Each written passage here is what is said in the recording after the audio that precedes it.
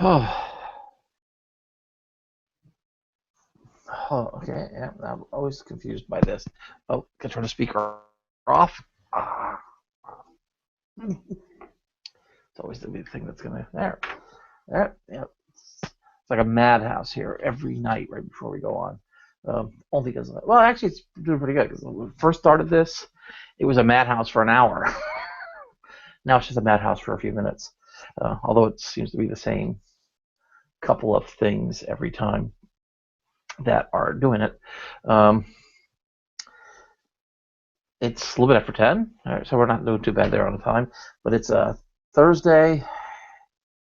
It's February 12th, 2015. This is episode 6.3, 6.4. And oh, did I say mess this up here already? How'd that happen? Ah, I like that thing centered a little bit like that. You can see from our Facebook page is Random Thoughts with Random Excess. I'm Random Excess here with Dutch. Shane Schultz from Serenity Speaking, spokesperson for the JGF. We're come to you every night with a few minutes of whatever nonsense that we do here. Um, this is the Facebook page. You can see we're up to 30 likes now. 29 yesterday, 30 today. Yeah, we like that movement. Of course, we're gonna have to see how far down the Twitter goes when we look at that. But you can talk to us, reach us on Facebook, the Facebook page, Random Thoughts with Random Excess. We have a Twitter. We have a hashtag that you can tweet at that we'll read if you don't want to follow us or tweet at us directly. You can sort of passive aggressive tweet. Use the hashtag. Got Google Plus. Got YouTube.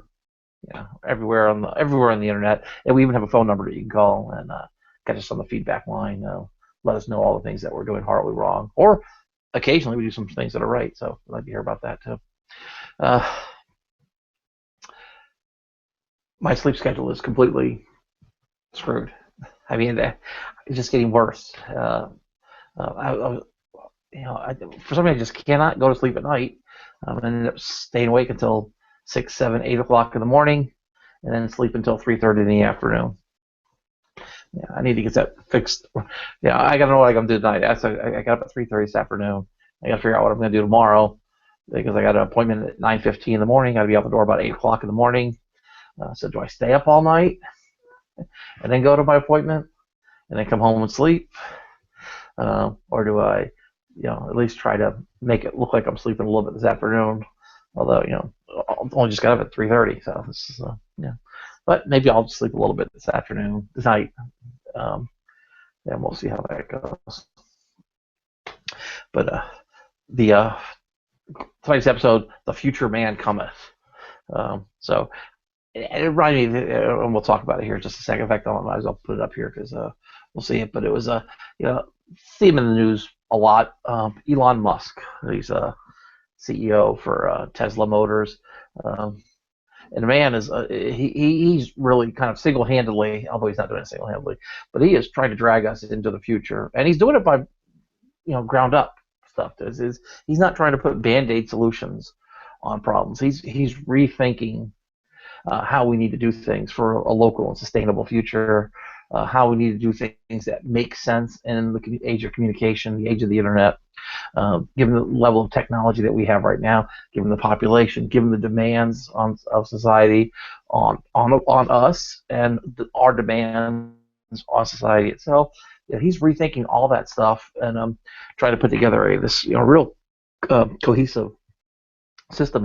He's involved in a lot of things. He's the man who brought us PayPal. That was one of his first ventures. He made a fortune off that. When he sold that, and then has his electric car company Tesla, which is been around for many years now. It's over 10 years, I believe. I think 2000, early 2000s, it was founded. And it was kind of a joke at the time when he did it. People said, "I'll never make it. I'll never make it," and it's still not really making it. I mean, he's making a lot of progress with it, and he's waiting it out. And he's getting into the battery power stuff now. He wants to bring his battery technology that he uses in his cars into your homes, so you can use solar power during the day, charge up your batteries in your house, and then after the sun goes down, you'll use the batteries in your house to run the house. So that means, of course, you've got to be in on solar power too. So, well, he sits on the board of directors for Solar City. He's a big believer in solar power. He's also a big believer that you can use this power in combination with your car. So it's the same battery technology that will be in the cars, so it'll be compatible with your house. So you can get supplemental power for your house from your car. So as well as using your house to charge your car as need be, you can use the charge to go the other way too. You could take charge from the car and bring it into the house. So he's got all these little ideas going around. Not to mention that he's involved in SpaceX. So we were sending rockets to the space station. He wants to put a global mini microsatellite internet around the world, so we have a uninterrupted satellite that's outside the reach of any government. He's got some really good ideas. Of course, he wants to do that because he wants to put internet on Mars, because he also foresees us having 1 million humans living on Mars by the end of the end of this century or something crazy. I don't know how we're gonna get to 1 million by the end of this century. It could happen though, since we have none now. But once we start getting people there and start figuring out how to build the communities and build the colonies there, then we start sending people to Mars, and he wants to be in. That's where he sees us doing that, because he realizes, and again, that's part of this title, the future man cometh. He could be the future man, or the future itself is like this thing that just comes, and you can't hold back the future. The future is coming, whether or not you want it to come, and you can fight, scrape, claw to keep things the way they are now, or you can try and look ahead and see which way it's going, and then you can guide our direction into the future. We can do that, but we can't change the future from coming, and you can't hold us steady. That's the one thing about the universe. The universe is not a steady state. Nothing is fixed. Things are changing, and it takes way too much energy to keep things fixed. And conservatives are learning this battle. They're trying to they want things to be like they were in the good old days. When people talk about the good old days, I remember the good old days, from history books or my own experience. When white middle class Christian men were all their age, and they had all the power and freedom, and that's the good old days. People remember that. A lot of people remember those. The good old days were not that good for a lot of people, and the good old days are not that good right now for a lot of people. And we fight. That people get upset about the gay marriage thing. And it's like, you listen to their arguments. I want to get back to a simpler time. What? You don't want people to get married because somehow it was simpler for you to not have to think about it. It really gets me going. But part of the reason it gets me going, especially now, is that people don't see that this is a done deal. I mean, I said it a few years ago that the marriage equality was a done deal. You could see it happening. We reached a tipping point, and now it's just momentum. It's going to carry. We're already up to 37 states. That was recently this week. Alabama has removed all the obstacles, all the legal obstacles. Now they got people obstacles still. People who work give out marriage licenses and stuff like that. They're not giving them out. That kind of stuff's still going to happen. But the force of law now is in place in 37 states. So and that's just more and more and more. So it's just it's a done deal. For a long time, it was 1, 2, 3 states. It was very, very small, and even then, it wasn't quite the tipping point. But we hit the tipping point earlier than it doesn't take 37. But you could see the momentum, because once the legal cases started falling and the precedence was being set, and people got used to the idea that, oh yeah, this is just people who want to get married. They love each other. They want to get married because they want to have all the protections afforded to married people. Simple things, like things that you would take for granted. If you're married 50 years, can you imagine going to the hospital after 50 years of marriage, or living together 50 years as man and wife, or as a couple, but without the benefit of a piece of paper? You try to go to the hospital, and then you're being barred from even seeing your partner after been living together 50. Those cases happen because we weren't allowing gay people to get married, or same-sex people to get married. So it's like finally people are starting to buy into this thing. Oh yeah, that's right. This is not about making fun of religion. It's not about trying to weaken the sanctity of marriage as a religious sacrament or a religious rite, but it's recognizing that there are people who can use the protections afforded to married couples to make decisions for each other when one of them is incapacitated, to make sure that any children that are in the relationship, because you can be adopted children, foster children, um, children from previous marriages. Children can end up in these relationships, and they need some protections, and that can come from with the force of marriage. Those rights now can be, those protections can be in place. So it's starting to make a lot of sense to a lot of people now. They're like, oh, now I'm getting it. Now I'm getting it. And I think like I said, we're past that tipping point. And now it's just people are talking about it. People are accepting it. It's more commonplace. Maybe when it was first coming out, people were talking about it 10, 15 years ago.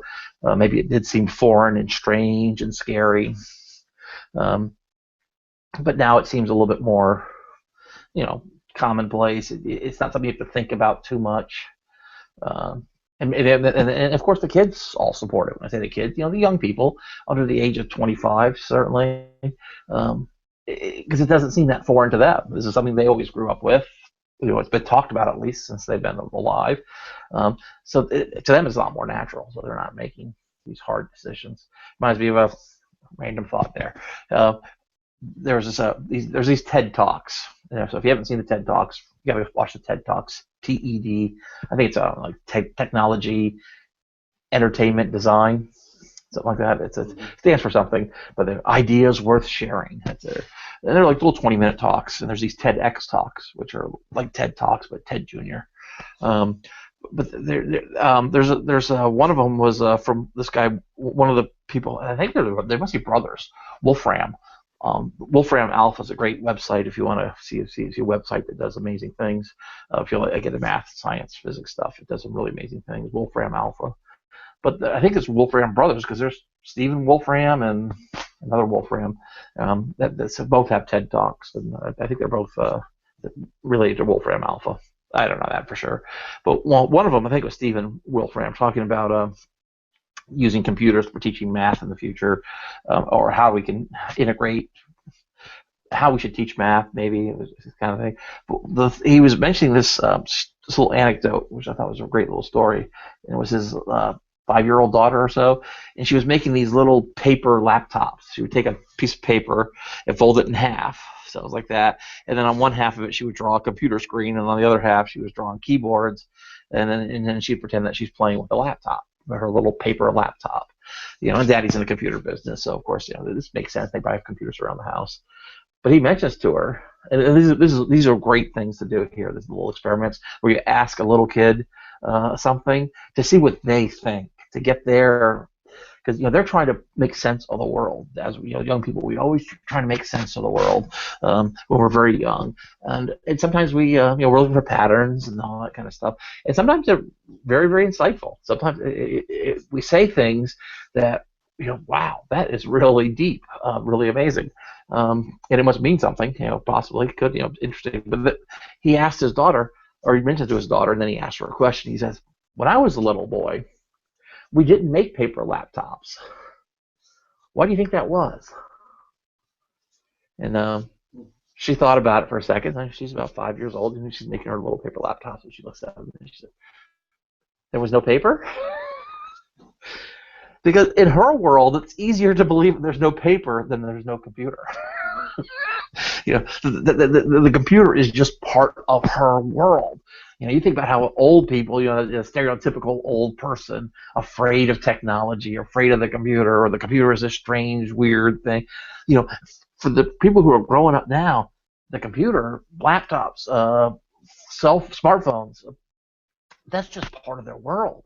They're used to having access. They grow up having access to the internet, which is something that's revolutionary, and it's just the most amazing, incredible thing in the world, especially people who remember times when they didn't have this. But for them, that's just part of their world.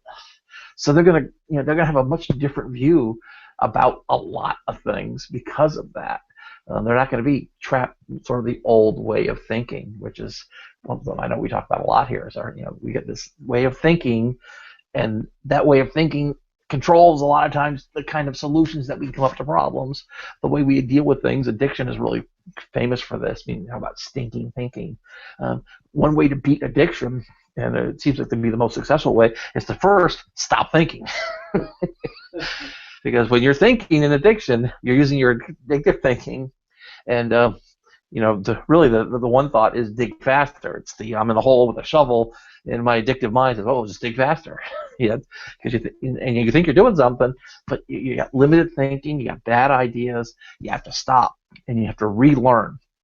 You have to lay a new foundation, and then you can start thinking again, and then you can come up with solutions to your problems that you could have never before had ever arrived at, but are so obvious in the moment. After you change your thinking, all of a sudden it's like, oh, why didn't anybody tell me that? Why didn't anybody say that? And well, it was because you weren't hearing it. And I'm talking from personal experience for me too. Blinders on. I wasn't ready for it. It was, I have a very narrow focus here of things that I want to hear. Maybe it's related to the Bader-Meinhof. Bader-Meinhof is this phenomena where I learned about something, all of a sudden I start noticing it after I've learned about it. It's like, wow. But part of that is now you have awareness of something. It's easier to notice it out in the world when you're aware of it. The law of attraction is probably related to this. When you have good thoughts and positive attitudes toward things, you start noticing positive things. And then you start recognizing, oh, the world's not such a bad place. And then you start gravitating toward the positive things. It was all there before. It was all always there. I try to talk about with my spirituality or my view of the universe, my higher power. The universe is always speaking, and the universe is never lying. And that lays out that idea that it's all there. But it's up to me to sort of focus in on it, to zoom in on it, to zero in on it, to tune into it. And so that's why I like to say, I don't always hear it, I don't always believe it. And that's like the little humility piece that reminds me that, it's out there. Whatever I need is out there. But it's me that stands in the way. I am my own worst enemy. And it's my thinking, it's my perspective. It's my my unstable emotions in a lot of cases. It's my lack of clarity in my thinking that gets me into trouble. But whatever's happening out there is happening, and one of the things that's happening out there is the future is coming. It is coming, and there's nothing I can do to change that.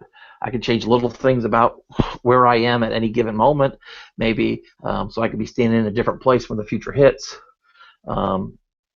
I can be facing in the proper direction. I can do some little things, but I cannot stop the future from coming. And but one of the things maybe I can do is I can try and see where that future is. I can try and face in the right direction. I can try and say, yes, I recognize the signs now, and this is what's happening. This is what needs to happen. But it's even different than saying this is what needs to happen.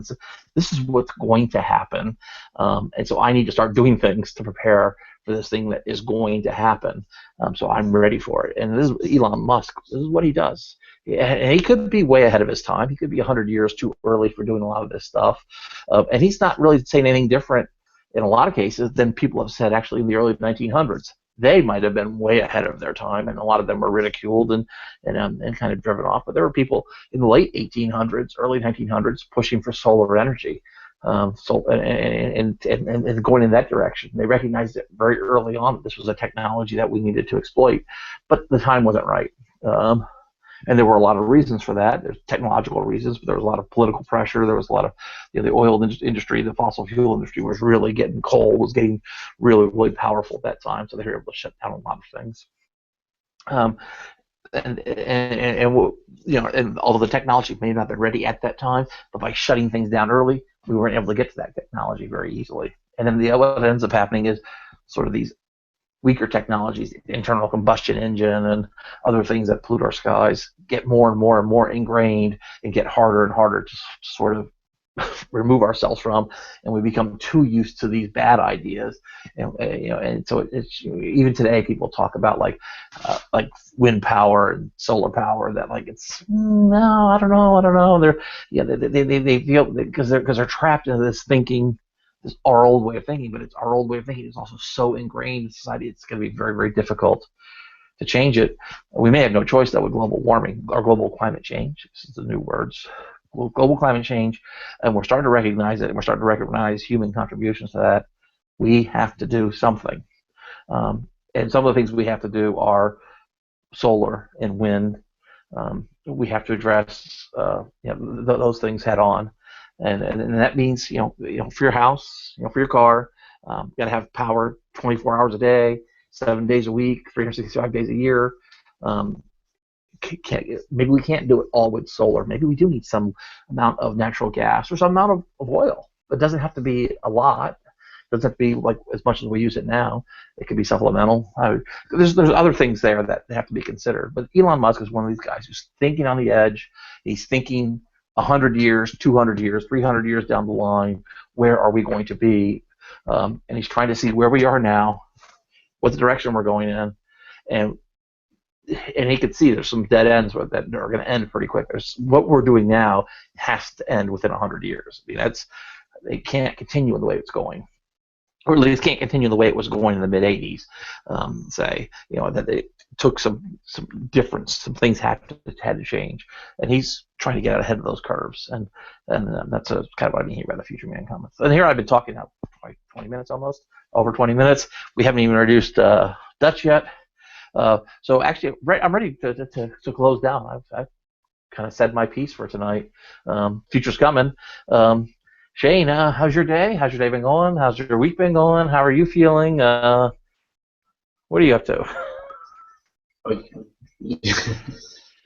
You were on a roll. Probably would have been better off just to close the show. I've been struggling a little bit. I'm dealing with depression symptoms. I'm dealing with not feeling well. It just doesn't seem to go away. I have a migraine. I've got and I don't feel well. So I'm struggling through that. But I wanted to, like you do, is I try to do this every day as I can, in order to try to stay grounded to it. We got a couple things that are working as far as Serenely Speaking. I'm pretty excited about. We're going to be speaking at the University of Albany. We don't have a date exactly yet, but it's in the works. And so that's really good. And we got some things that we've got in mind to make things happen. So hopefully we'll have some fun announcements soon. Other than that, I did do a radio interview on the JGF network, the WIRN network, regards to PTSD, and so that has somehow is turning into a show. So it's something that I'm happy it's turning into a show. I wish it was for different circumstances. We're looking forward to doing more of that, and just trying to help people when we can, even when we don't feel too well. So I'm trying to do the best that I can. Wayne's trying to do the best that he can. We've said it on the show for a couple days now. We've not been at our best, but nobody's at their best every day. So we're just trying to do the best that we can on each day. Yeah, well, it's good news about the radio show that you're talking about. Of course, this is sort of the first time hearing about it. I haven't heard a lot about this, so I'm as excited as everybody in the audience is as we learn about this. But it is really about being in the right place at the right time, doing what you do. Not trying to force the future. It's kind of like tonight's thing. The future is coming. Whatever it's going to be it's going to be, and you have to make sure that you're just prepared, that you're realistic, that you're that you're doing all those kind of things. You're not trying to force the future, because that's end up in a little bit of trouble. It's addiction maybe falls into that category of trying to force the future. You try to take too much control over too much, not recognizing your own locus of control, which is, as they tell you when you're in recovery, is you got to let go of that control. You have to let go. Yeah, and I can talk on that a little bit because you want to? yeah, very briefly.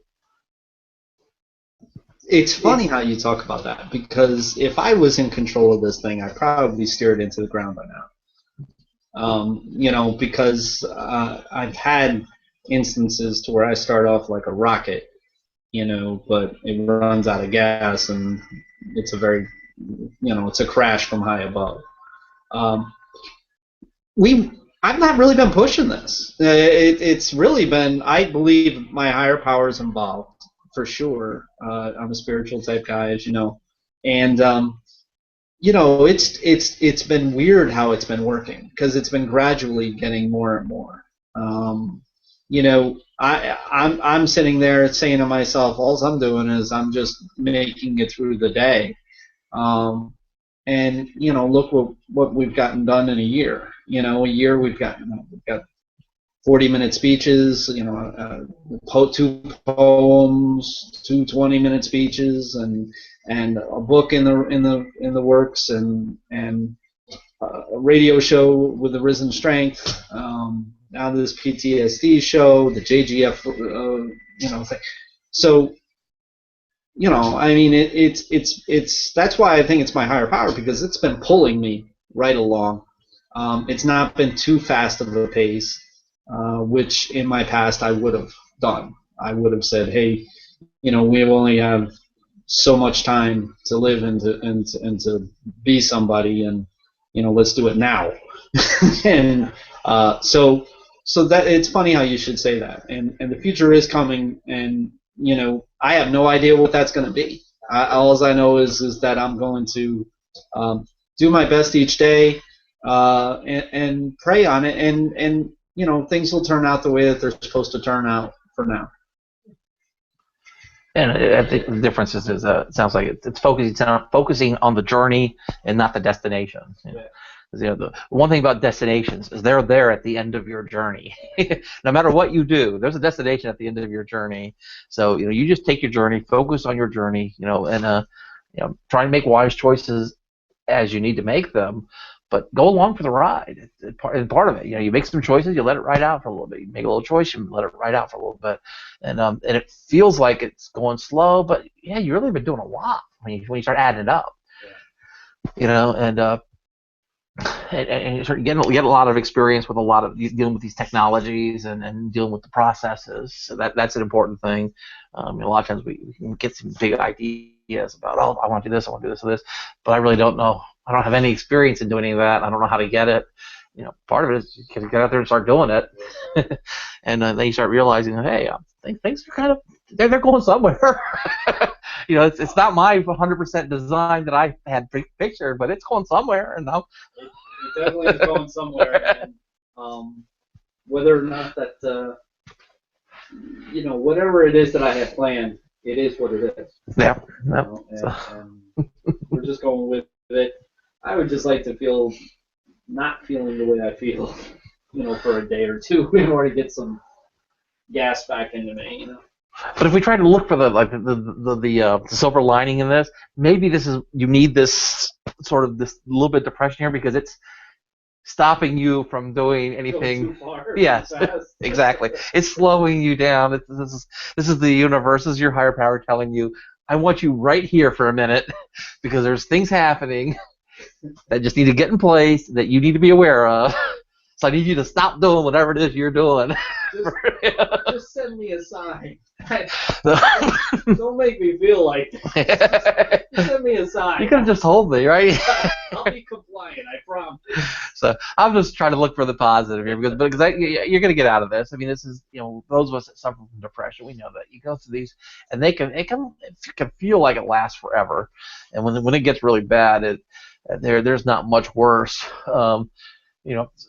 Feeling because it's just such an overwhelming, exhausting, and it's kind of you can't put your finger on kind of thing. It's just and that causes some anxiety, and that kind of feeds into that self-loathing, this kind of just yeah.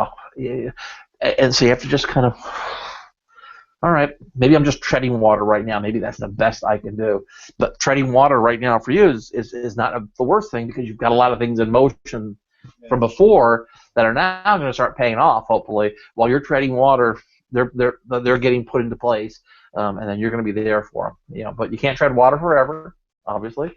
But it's not like there's nothing happening. I mean, you might feel like you're going nowhere in yourself, but that you can see the things that are happening around you that are changing.